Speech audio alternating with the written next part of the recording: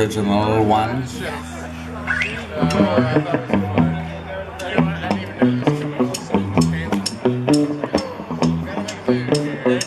Found myself in the right place, found my way around, moving far from Monday, please don't let it go down.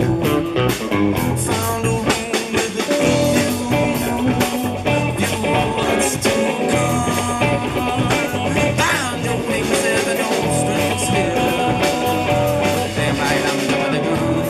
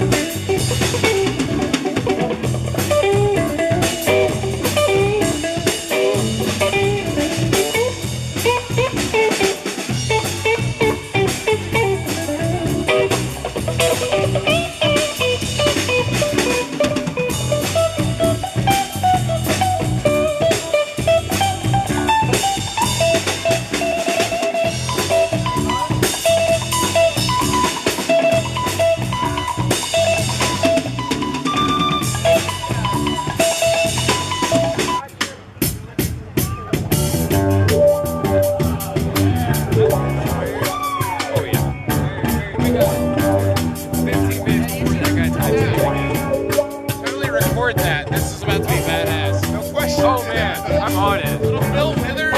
Excuse me? Bill Withers.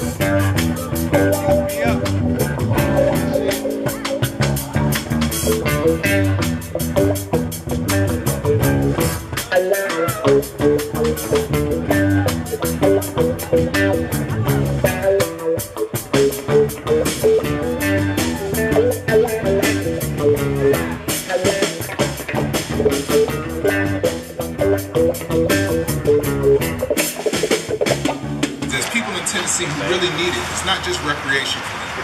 I've done a documentary series now with people who have epilepsy in Tennessee, people who have cancer, AIDS, multiple sclerosis. And for them, not having marijuana means living in pain. It's not the same thing as just having a recreational drug, which some of our politicians think it's just limited to that. So what we need to do as a community is let them know that we want to see this law change. There should not be a Schedule I status for marijuana. Can we all agree to that? Let them know they're not going to have a free pass in Tennessee anymore. They're not going to. There are 4 NORML organizations in the state now. We've got Knoxville with East Tennessee NORML. We've got Nashville. We just started in Memphis and Chattanooga. So there are people all over the state who feel just like you do. We're not just the hippies in the corner hiding from everybody anymore. That's not what it is anymore. It's going to take action on my part, George's part, our group's part, your part. And action means email, snail mail, telephone. Telephone your congressman, find out what district you're in, find out who your congressperson is. Telephone them, email them, snail mail them. Let them know. You need to tell them, hey, I am for medical cannabis. I am your constituent. And I am the one who can vote you in. I am the one who can vote you out. And let them know this. We are our brother's keepers. So, use your voice. Use your computer. Use a pen and paper. Use your mind. Use your brain. And most of all, use your heart. Use your heart to get to our people in Congress and the Senate. Not only on a local level, do it on a national level. Write your U.S. Senator and Congress people. Let them know, hey, cannabis should not be a Schedule I drug. It should not be in the same realm with heroin or acid or anything. It should not be. And if your voice is not heard, yeah, yours too. And, you know, if we get even just medical for now, imagine the research that can be done. They are doing research now in states where it's medically legal. They're doing research on diabetes.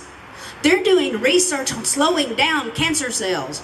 They're doing research and cures and fixes for epilepsy, post-traumatic stress disorder, everything. If we don't have it out of Schedule 1, if we don't get a medical cannabis bill or even a recreational cannabis bill passed, it's not going to happen. So, it's your job. It's our job. She saw my new blue jeans. My father, he was a lord, he was a gambling man. Yes, it was. Down in New Orleans. Now the only thing a gambler needs is a suitcase and a truck. And the only time, Lord, he's satisfied is when he's on a drug. Give me some guitar.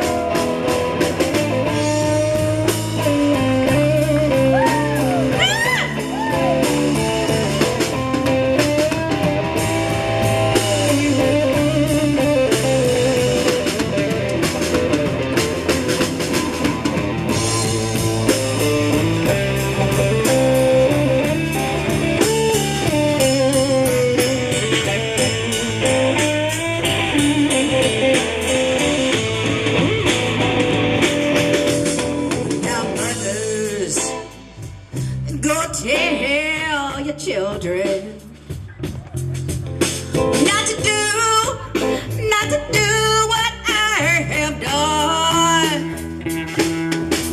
Or you live your life in sin and misery in the house of the rising sun. I got one foot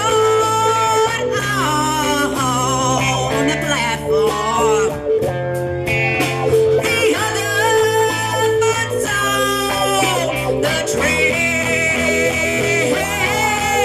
Again, we're advocating for those who can't do it for themselves. I met a young boy in Elizabethton, Tennessee earlier this month named Kenley Whitehead, and he has epilepsy. This means that for him, he's never going to get that chance to meet that girl he likes and have that first love in high school. Never going to get that chance to go off and do that thing with his friends that his parents doesn't like, but he's going to learn something from. Things that we took for granted, and it's just a normal part of life for us. He'll never get to experience that. But he has a chance to get to Colorado with this documentary we're doing in this Indiegogo campaign and actually get some relief and actually experience life for the first time. What would you do if it meant life was, I'm going to be confined to a wheelchair that's 6 inches bigger than I am? That's the only thing you're ever going to do. You're not ever going to stand up full and walk around with your friends. You're never going to shake someone's hand and know what that feels like. You're never going to do anything for your pain other than take an injection of Valium that will make you seize and possibly stop your heart at 12 years old. What would you do if that was your reality? What would you do if that was your son's reality or your daughter?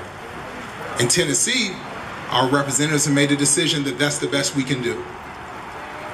And that's just not something I'm not personally willing to accept. That's why I fight for this every day. Are you willing to accept that? Could you accept that if that was your child? I can't. That's the reason why I'm willing to put my name on this and let people know that this is something we have to change now. But I understand there are people in our world who have to, again, worry about that job, worry about that promotion, worry about that scholarship. That's why East Tennessee NORML provides a place for you to come, and you don't have to necessarily say, hey, I'm for reform, but you can support the movement that does. You can donate to the Indiegogo campaign. You can let that politician know, you're not going to get my vote this year unless we see some change. So why would you waste time and money trying to persecute people for marijuana, which is something that will grow naturally and has grown naturally for thousands of years, instead of going after something that you actually see is implicitly destroying lives in our community, and that there is a very big public safety issue with. It doesn't really make sense.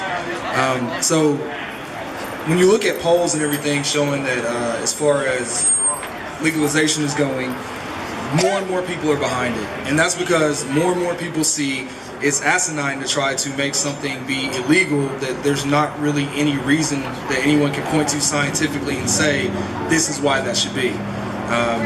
Most of the people that feel like it should be illegal for the most part have misinformation, and that's something that as long as you don't try to correct is going to just perpetually keep getting worse and worse.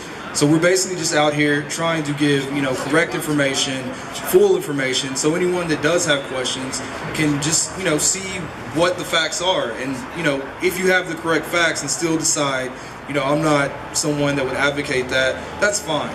But you want to make sure that you're standing on solid, foundational ground, and that what you know and what you were told is correct. And basically, we just want to get the correct information out there. And, we're comfortable and confident that once people do have the correct information, it won't be an issue of, I don't think people should have access to this, because you're going to see it's changing lives, it's helping people. Children that, needlessly have to go through pain, it can be relieved. And that's one of the most important things is we don't need to be punitive in dealing with something that could actually help people out. And if it can actually help people, then there's no reason why we should try to get in the way of that and make it where people have to have undue burden, undue stress. Earlier he was talking about, we have a lot of soldiers that are coming back from multiple tours overseas, Iraq, Afghanistan, and they're coming back and they're dealing with post-traumatic stress, mental fatigue, whatever you want to try to call it, and basically they don't really have an outlet. There's no reason people's lives should be destroyed because they're trying to have access to something that relieves their pain and hurts no one else. Like, if no one else is adversely affected by you taking this, then there shouldn't be an issue as far as people allowing it.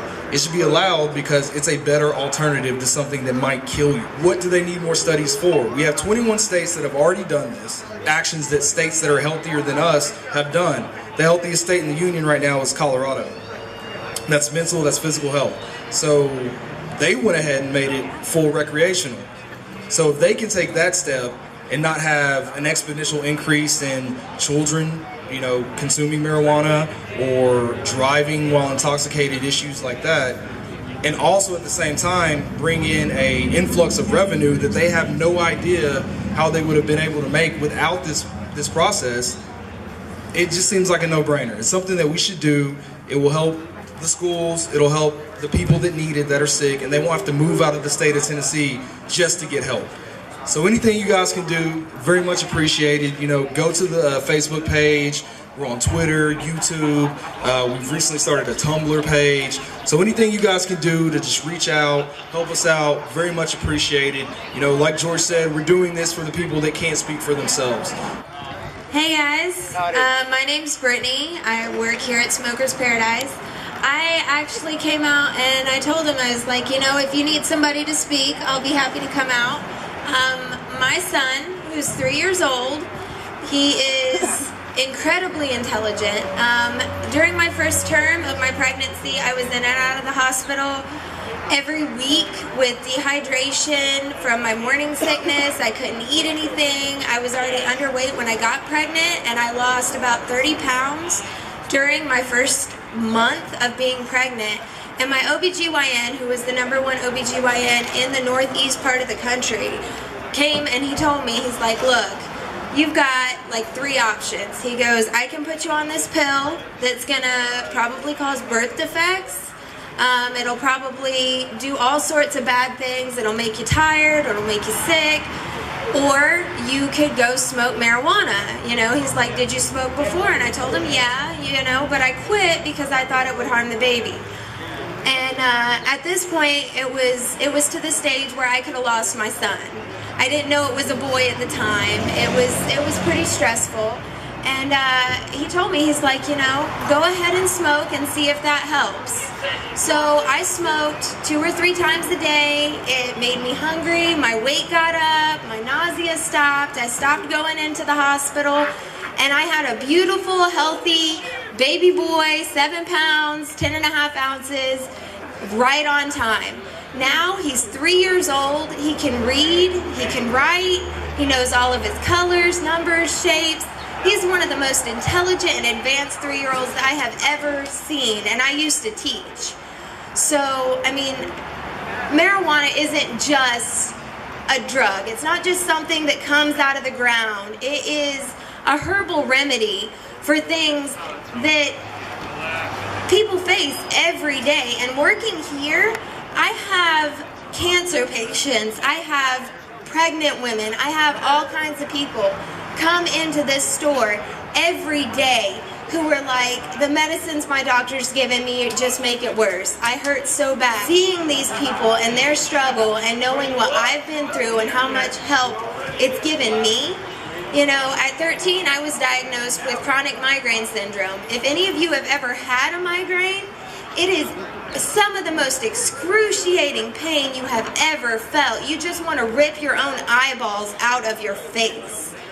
And I started smoking when I was 15, and I went from having one once every couple of days to having one once a month. Get involved, step up, make a statement. That's what this is about. This is about getting it legalized, not just for recreational use, but for medicinal use. You shouldn't have to go to a doctor and say, man, my back hurts, these pain pills aren't working, when you could go home, plant a seed, and in 6 months have something that works without breaking your pocket. Get your friends involved. That's what it's about. We have the freedom to speak what we have to say, to do what we have to do, and to enjoy our lives to the fullest.